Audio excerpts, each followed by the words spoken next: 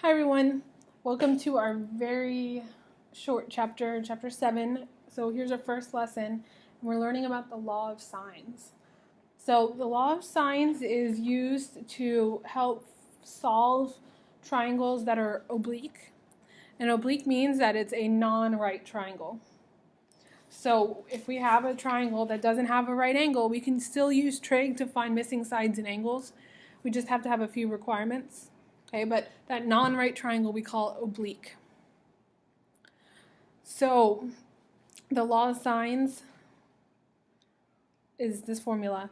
It has three fractions because you have three angles and three sides, but when you use it, you're only going to use like two at a time. So you can use it with just the A and B, or the B and C, or you can cover up the B and use it with A and C. Okay, so when I wrote it out, so you only use two ratios at a time. And when I wrote it out, I put the sides on top, but you can put the sides on bottom, which is a lot easier when you're solving for an angle. So you would just flip it. So it'd be sine of A over A equals sine of B over B.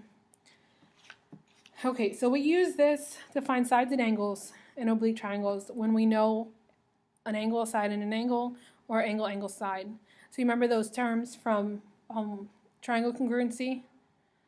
You learned it in geometry. I'm pretty sure we reviewed it in chapter 1 of trig. Okay, so if we're given these two things, that's when we can use the law of sines. If we're given other things, we have another law of cosines that we're going to learn about in 7.3. So the last thing is an area formula. I don't know why it's in this section. It doesn't really go with what we're talking about, but it's for oblique triangles. So if you're given side angle side in a triangle, you can find the area using those formulas. So you take half of the two sides you were given times the sine of that angle that's in between them. Okay, and we'll practice that.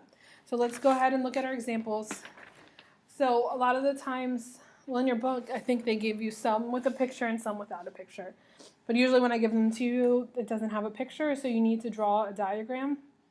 I always make my triangles kind of look the same. They almost look equilateral, but they're not because I can't draw that. But like they could be obtuse, but I just don't draw them like that. So like this one is obtuse, but it doesn't really matter if you draw it to scale. Okay, so I'm just going to draw a triangle, label it A, B, and C. And then in that triangle, I'm going to fill in what they told me. So they told me that angle A is 28.8 degrees. Angle C is 102.6 degrees. And then side C is 25.3 inches. So remember, side C is across from angle C. So for this, we're given angle, angle, side.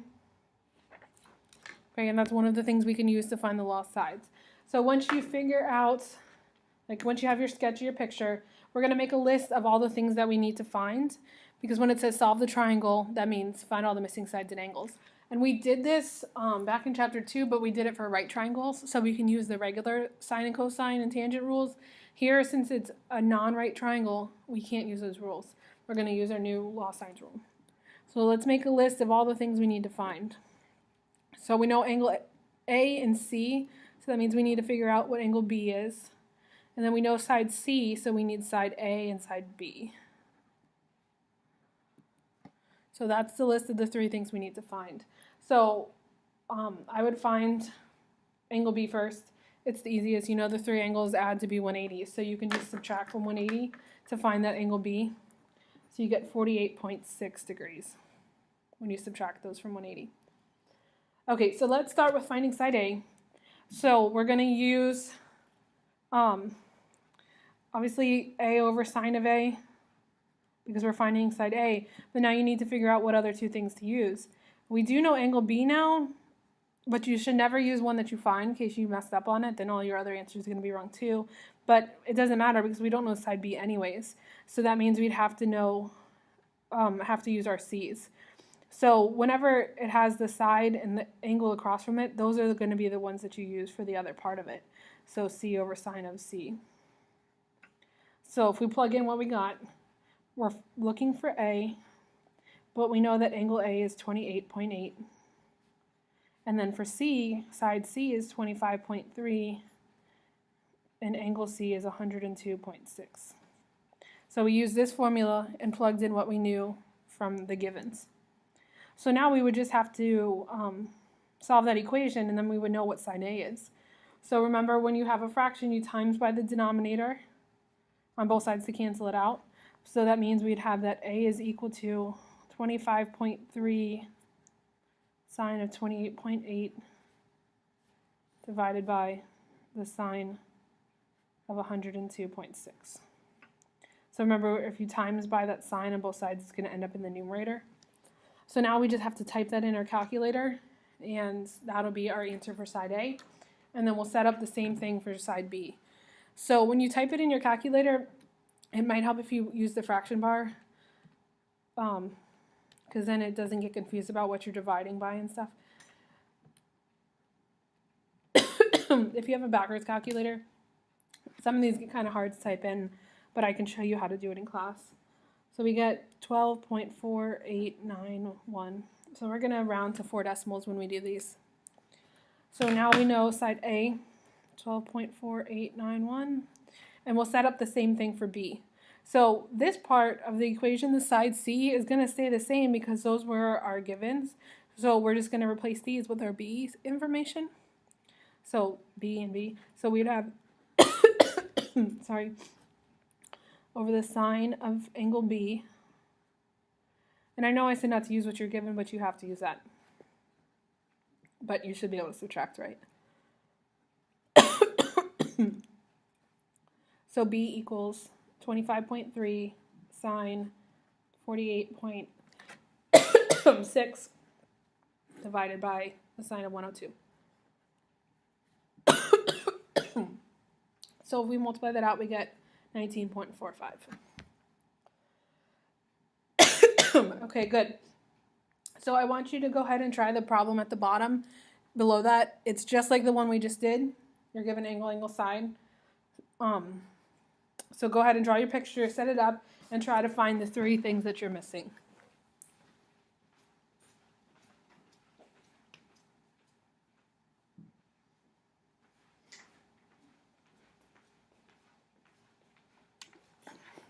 Okay, so here's what my picture looked like. We needed C, angle C, side B, and side C. Here's how I set it up. I didn't show my steps in between, but you would just times by that sign, and it would end up in the numerator the other side. Oh, apparently in this one I just rounded to 2 decimal places. Okay, we good? If you're not good, ask questions in class. Write them down right now so you don't forget them. Okay, so let's look at the top example, and then we'll use our area formula, and then we'll be all done. Okay, so we're going to draw our triangle ABC. So we were given that A is 31.10, C is 112.90, and side B in between them is 347.6. So if we make our list of things that we need to find angle B, side A, and side C. Okay, so angle B is the easiest. We'll just subtract. So it ends up being just 36 degrees. So for side A, we put A over the sine of the angle A equals, and this time we're going to have to use our B because that's the only side and angle opposite each other that we know. So side B is 347.6 over a sine of that 36 that we found. So if you multiply by the sine and type it all in your calculator, we end up with 305.46. I didn't round to 4 like I said before, but you should. So go ahead and pause the video, make sure you can type it in and get that same answer, okay? Okay, so we'll set up for C. C over the sine of 112.9 equals 347.6 over the sine of 36. So remember, this side doesn't change. So times by this to the side, which puts it in the numerator. So you have 347.6 times the sine of 112.9 divided by the sine of 36. So you end up with 544.76. So now we know everything for that triangle.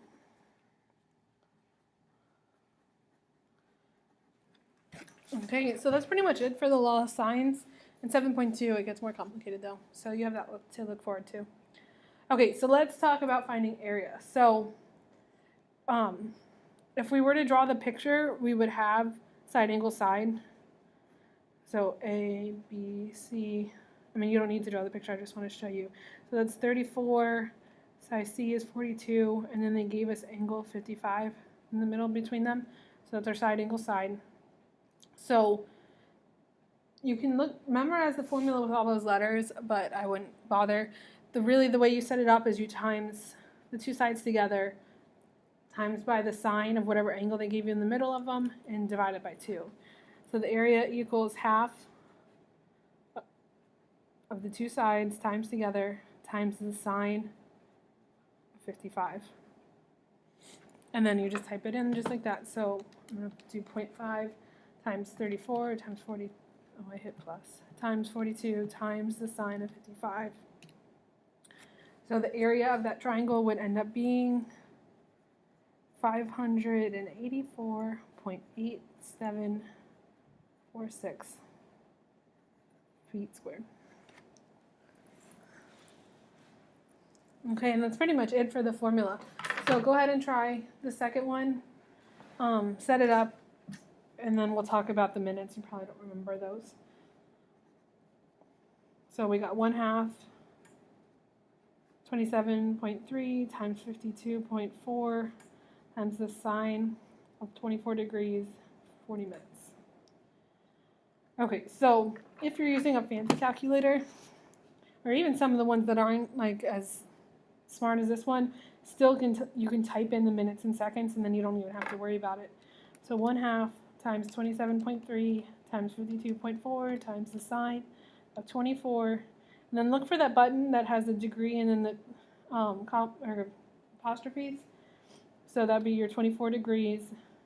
And then hit it again, and that's your minutes. I know it looks like a degree sign, but it'll know because it's right in front of it that it's minutes. Okay, so then your area would be 298.5055.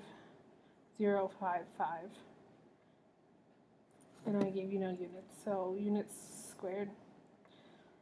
If you don't have that button where you can do the degrees, minutes, seconds, remember that this is like you divide by 60. So it'd be like 24 and 40 over 60. And then you can change it to a decimal, so it'd be like 24.6 repeating. If you just put 24.6 around it, then your answer is going to be a little different. That's why I'd like to put the whole thing. So you could type it like the sine of 24 plus, if you reduce that, it's 2/3. 2 divided by 3. So if you type it in like that, it would read it as 24.6 repeating, and then you just have to times out the rest of the part, the side part, and that'd be it. Okay, that's it for 7.1. Werner out.